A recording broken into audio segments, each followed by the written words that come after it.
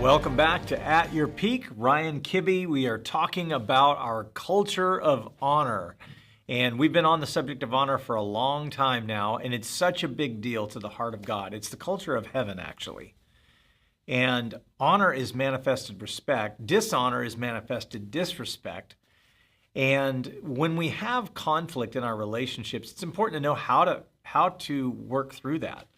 And so the first couple of days we talked about the forgiveness principle, the first person principle, meaning if I've got an offense with someone, I need to first forgive them, and then I need to make sure that I go to them first. That's biblical.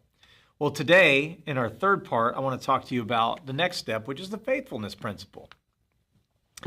And this guides us in our church culture, hopefully in your homes and businesses. You can use this, but another step in this is that we're faithful to our relationship, and that faithfulness outweighs the importance of any offense between us. And the value of that relationship is greater than the conflict of the moment. And so I will not allow any problem to override the principles by which we live. So Proverbs 27:6 says, "Faithful are the wounds of a friend, but the kisses of an enemy are deceitful." Let me explain. Problems in the form of misunderstanding and differences of opinion will arise from time to time concerning issues that are minor, and they try to divide us.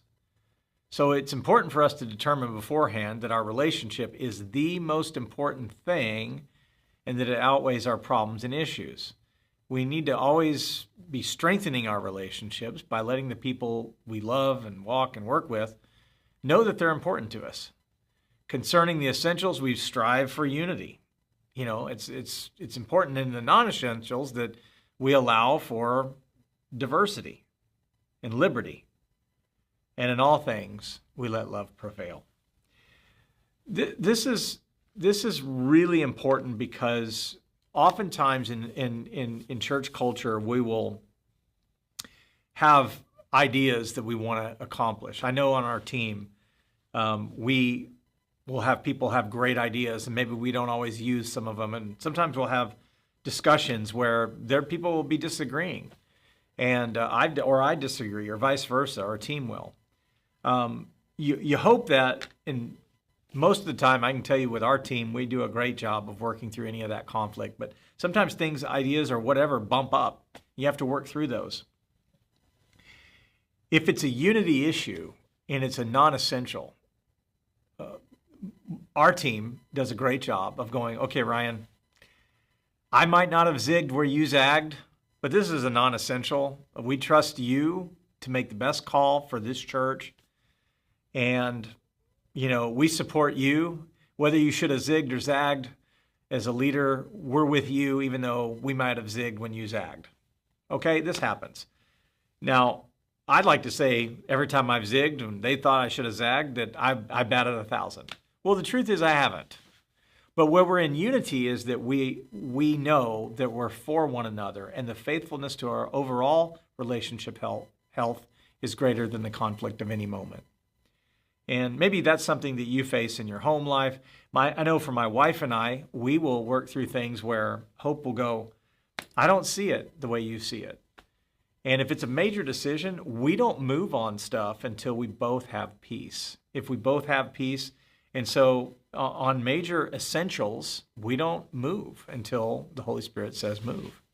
On the biggies. And on the minor stuff, if we don't care, then the other person makes that decision. And then later, if it was a decision that affects us, we go, what happened? We work it out.